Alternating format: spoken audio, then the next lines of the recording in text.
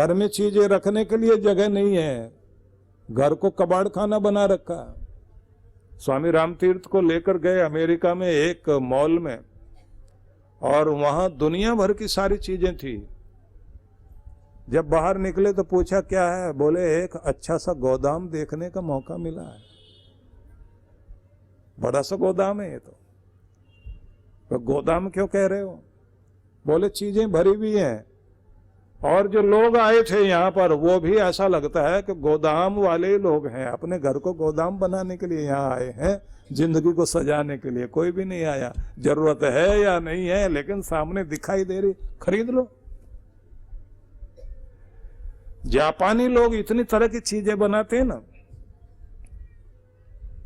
घर में प्रयोग करने वाली घरेलू चीजें सबसे ज्यादा जापानी बनाते हैं। लेकिन जापानियों के घर में जाके देखिए आप, इतना खाली घर मिलेगा। पूरी हवा पानी के लिए, चलने के लिए पूरी जगह है। आपके घर में तो चलते समय जो है फर्नीचर ही घुटनों में लगता है। कुछ घुटने खराब करने के काम तो फर्नीचर भी आता है, चलने तक की जगह नहीं है। ये भी भर रखा, वो भी भर रखा। तो विषय न बदले, आपको ये बताना चाहता हूं, जब आप अपनी जिंदगी में ढेर लगाना शुरू कर देते हैं चीजों का, और आकर्षणों में पागल होकर भागना शुरू करते हैं, तो पता लगता है कि एक तार तो आपका बहुत कस गया है, दूसरा तार आपका ढीला है। आपकी जिंदगी में संतुलन नहीं है, और जिसकी जिंदगी में संतुलन नहीं है उसके जीवन में संगीत नहीं है, सुरीलापन नहीं है, मधुरता नहीं है। वहां तो अशांति आएगी ही आएगी। तो कमाते कमाते इतना आगे मत निकल जाना कि सेहत पीछे रह जाए, और बाद में वही पैसा सेहत को ठीक करने में खर्च करना शुरू करो। सेहत गंवा कर पैसा कमाया जा सकता है, लेकिन पैसा देकर घर में सेहत नहीं लाई जा सकती। बढ़िया जिम ला सकते हो, और ट्रेनर भी बढ़िया ला सकते हो। सब कुछ बढ़िया बढ़िया है, बस आप ही बढ़िया नहीं, बाकी सब। समझ में तो आ रहा है ना? तो शुरुआत कर लीजिए आज से। महात्मा बुद्ध ने ये कहा कि तुम देखो कि तुम्हारे कौन से तार ढीले और कौन से ज्यादा कस गए हैं। जिंदगी में मध्यम मार्ग की जरूरत है। उन्होंने समझाया, बीच का रास्ता अपना कर चलो, अति कहीं भी नहीं होने दो। जहां भी आप अति में चले गए, बस वहीं गड़बड़ शुरू हो गई। आपको बाहर समाज में तो आप मान पाने की कोशिश कर रहे हैं, लेकिन आपका परिवार पीछे छूट गया। उपनिषदों में एक बड़ा अद्भुत संदेश है। ईशोपनिषद पढ़िए आप, संभूतिम च असंभूतिम च यस्त द्वेदो उभयम स। जो संभूति और असंभूति दोनों को साथ साथ जानता है, कहा उसी आदमी को कष्ट से छुटकारा मिलेगा, आनंद की प्राप्ति उसी को होगी। अब ये संभूति असंभूति क्या है कि समष्टि को और व्यष्टि को, व्यक्तिगत जीवन और सामाजिक जीवन, दोनों में तालमेल होना चाहिए। दोनों में एक ही रह जाए तो ठीक नहीं है।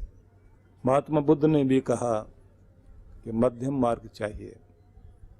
इतना कमाने में आगे मत निकल जाना कि तुम्हारे बच्चे पीछे रह जाएं। इतने बड़े मत बन जाना कि तुम अकेले रह जाओ। थोड़ा छोटे ही सही, पर जो तुम्हारे साथ हैं वो तो तुम्हारे साथ रहें। और खास बात अगर हम सामान्य जनों के लिए कहें तो यूं कहेंगे, आप जब अपने घर में आते हैं तो आप इंजीनियर हैं, आप डॉक्टर हैं, आप वकील हैं, आप व्यापारी हैं, आप कोई भी हैं। घर वालों को ना तो डॉक्टर चाहिए, ना इंजीनियर चाहिए, ना जज साहब चाहिए, ना कोई पुलिस वाला चाहिए। हर बच्चे को अपना पिता चाहिए, पत्नी को अपना पति चाहिए। घर में जब आओ तो जिस रिश्ते के तुम हो अपने रिश्तेदार के पास वैसा ही बन के आओ। और अगर वहां आप जो है वही पुलिस के अधिकारी बनकर घर में प्रवेश करोगे और वैसा ही ऑर्डर चलाओगे तो समझ लीजिए कि फिर घर घर नहीं है। घर वालों के साथ वकालत नहीं चलती, घर वालों के साथ डॉक्टरी नहीं चलती, वहां तो घर का व्यक्ति ही बनना पड़ेगा, मां बनना पड़ेगा। जब आप परिवार में होते हैं ना, तो पारिवारिक ही होना चाहिए। हम सबके जीवन में ये बहुत बड़ी विडंबना है, एक अधूरापन देखने को मिलता है। एक तरफ तो हम आगे निकल जाते हैं, दूसरी चीजें बहुत पीछे रह जाती हैं। संतुलन बनाना आ गया तो मधुरता वहां से खिलने लग जाएगी, वहां से मिठास आने लग जाएगी, वहीं से सुरीलापन आने लग जाएगा। इसलिए उन्होंने कहा, राजकुमार, जिस शांति और आनंद को पाने के लिए आए हो, अपनी वीणा के तारों को न ज्यादा कसो, न ज्यादा ढीला करो, उन्हें सुरीला बनाने की कोशिश करो, क्योंकि संतुलन का सामंजस्य बैठाना जरूरी है। जिसने अपनी जिंदगी में ये संतुलन बना लिया, उसकी जिंदगी में संतुष्टि आ गई, और जो तृप्त हो गया, बस वही आनंद की प्राप्ति है। गीता को आप पढ़ते हैं तो ऐसे ही अर्थ पढ़ने से बात नहीं बनेगी, उसके एक एक शब्द के अंदर उतरने की चेष्टा कीजिए, तब आपको समझ में आएगा कि कृष्ण भगवान की वाणी कितनी अद्भुत वाणी है। संतुष्ट सततम योगी यत्तात्मा दृढ़ निश्चय। भगवान ये भी कहते हैं सतत संतुष्ट होने की चेष्टा करना। हर पल जब आपके जीवन में संतुष्ट तृप्ति रहती है, संतुलन रहता है, और आप सतत संतुष्ट रहते हुए जीवन अपना जीते हैं, तब आप एक बात देखेंगे, आपके माथे में शांति, चेहरे पर प्रसन्नता, आपकी वाणी में माधुर्य, और आपकी जीवन शैली आकर्षक होगी। आपका व्यक्तित्व चुंबकीय व्यक्तित्व बनता है। चुंबकीय व्यक्तित्व वो होता है जो अपनी तरफ खींचता है, और आपके साथ बैठकर कोई आदमी बोर नहीं होता, आप पसंद आने लगते हैं। इसलिए ध्यान रखिए, निरंतर की संतुष्टि जिंदगी में चाहिए कि मैं खुश हूं।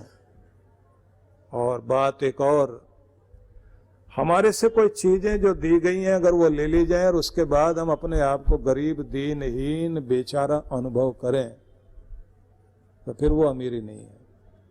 अपने अंदर वो अमीरी रखनी चाहिए। राज छीन लिया पौरस का,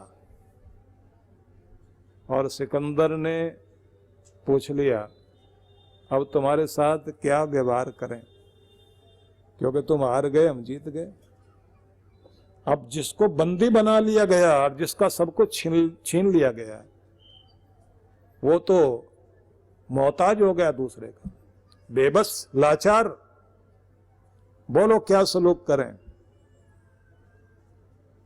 पुरु ने जो बोला था कि वही व्यवहार करो जो एक राजा दूसरे के साथ करता है। मैं अभी भी राजा हूं, क्योंकि अंदर से राजा हूं। चीजें छीनने से अगर मैं गरीब बन गया तो वो गरीबी मन में अगर मान ली तब तो गरीबी है, और अगर मैं अंदर से अमीर हूं तो मेरा कुछ भी छिन जाए मैं दोबारा फिर खड़ा कर लूंगा, क्योंकि मैं अंदर से अभी भी राजा हूं। इसलिए कहते हैं ना कि मैदान में हार जाने से कोई हारता नहीं, मन से अगर हार जाए तब वो हारा हुआ माना जाता है। इसलिए मन से कभी मत हार जाना, मन में शक्तिशाली बनिए, क्योंकि माना जाता है कि आपकी अमीरी आपके मस्तिष्क में होती है। अगर आपका मनोबल टूट गया तो फिर आप गए।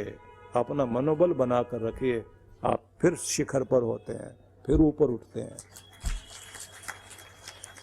इसलिए महान पुरुषों की, गुरुओं की बहुत जरूरत पड़ती है जिंदगी में, जो आपको टिकाए रखे, जो आपका मनोबल बनाए रखे, जो आपको शक्तिशाली बनाए रखे।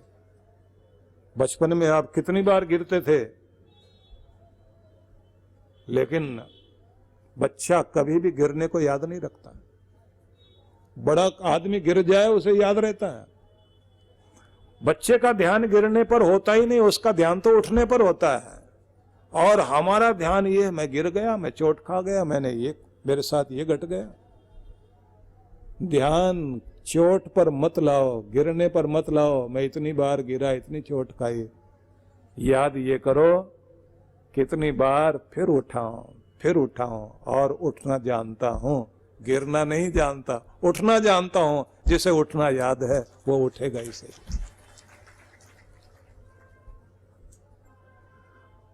अपने फेलियर को याद करते करते हम लोग अपने आप को, अपने मनोबल को बहुत तोड़ बैठते हैं। भगवान ने जो कहा, सतत संतुष्ट रहिए, निरंतरता रखिए संतुष्टि की। थोड़ी देर के लिए तृप्त हो गए और उसके बाद फिर बेचैन हो गए, नहीं। आदत डालिए तृप्ति की, संतुष्टि की, संतुलन की। जो है, जितना है, जैसा है, जिस तरह का है, हम उसमें खुश हैं और अपने प्रभु का धन्यवाद करते हैं। और आगे बढ़ने के लिए जो भी वो मौका देगा उसके लिए हम लालायित हैं। तरक्की करेंगे और प्राप्त करेंगे और आगे बढ़ेंगे, लेकिन उसके लिए बेचैन नहीं है।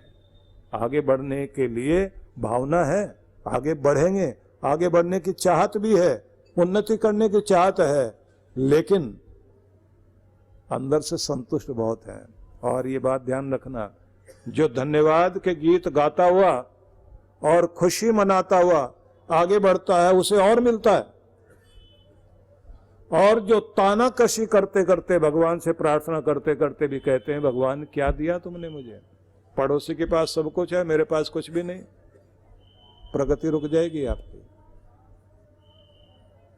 किसी व्यापारी की दुकान में अगर कुछ समय से व्यापार रुक रहा है और बढ़ोतरी नहीं हो रही, बराबर वाले की तरक्की हो रही हो, तो उसे देखकर जलना बंद कर दीजिए।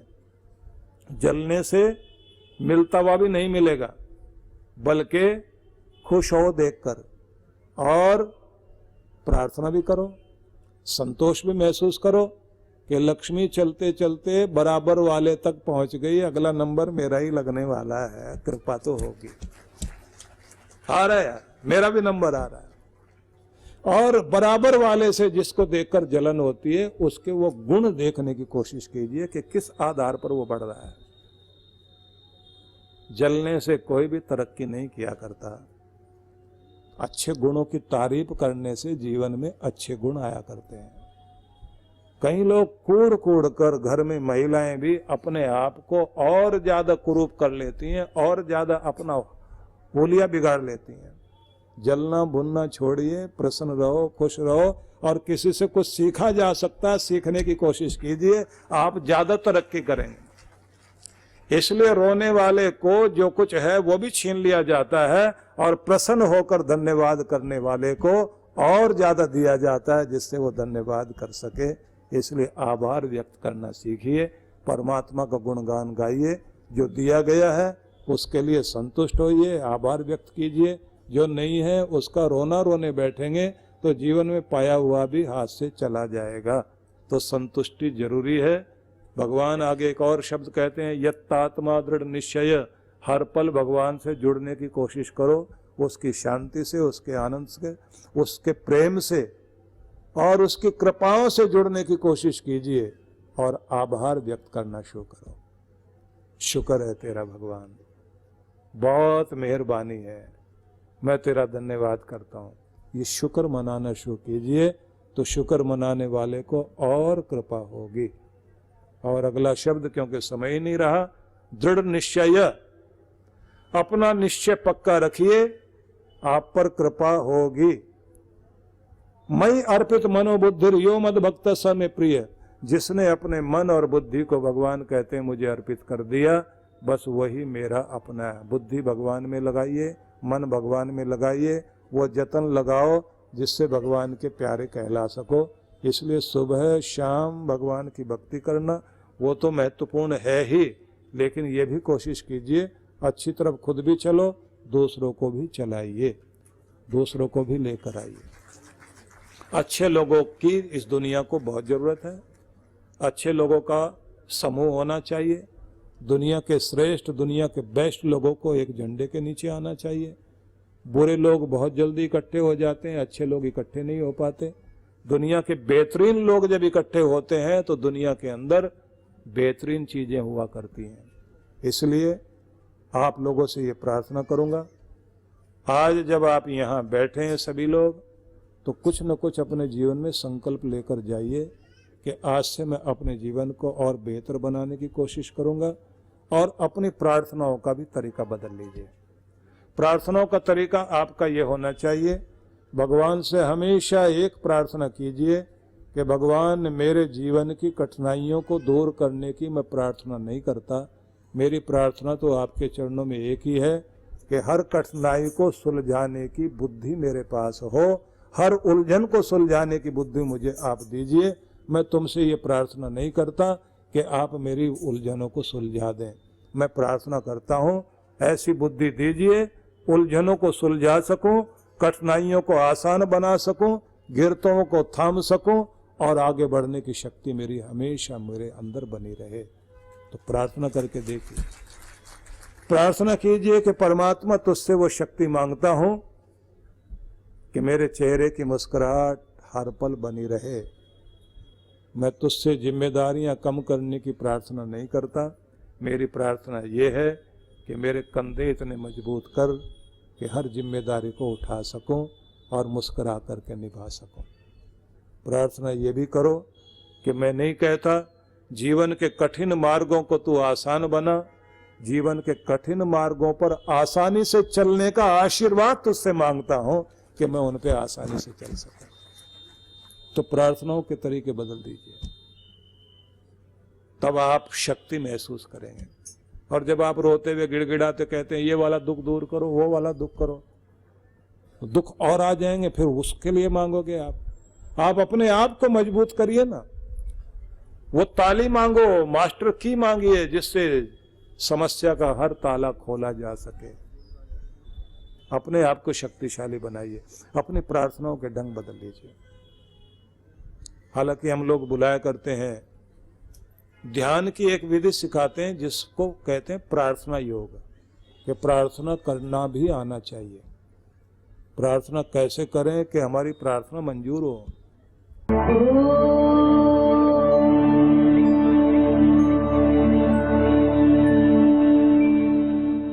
परम पूज्य श्री सुधांशु जी महाराज एवं डॉक्टर अर्चिका दीदी के पावन सानिध्य में सूरत गुजरात में देवदूत बालाश्रम का निर्माण किया गया है, जहां बच्चों के लिए भोजन, आवास, शिक्षा की निशुल्क व्यवस्था है।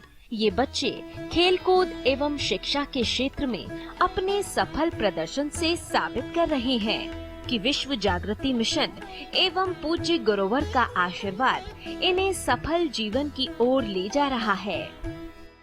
बच्चे समाज और देश का भविष्य है।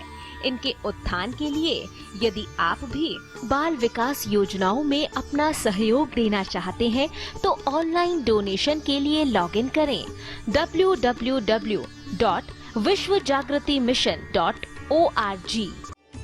जीवन संचेतना लाखों पाठकों की बुद्धि को सच्चेतना से और हृदय को सद्भावना से परिपूर्ण करने वाली मासिक पत्रिका जीवन संचेतना। ये देववाणी है परम पूज्य श्री सुधांशु जी महाराज के उपदेशों को पढ़ने एकमात्र समान उपयोगी मासिक पत्रिका जीवन संचेतना। सदस्यता शुल्क भारत में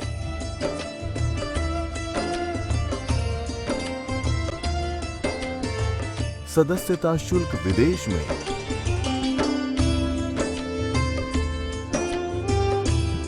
यदि आप जीवन संचेतना की सदस्यता प्राप्त करना चाहते हैं तो इस पते पर संपर्क करें। विश्व जागृति मिशन, आनंद धाम आश्रम, नांगलोई नजफगढ़ रोड, बक्करवाला मार्ग, नई दिल्ली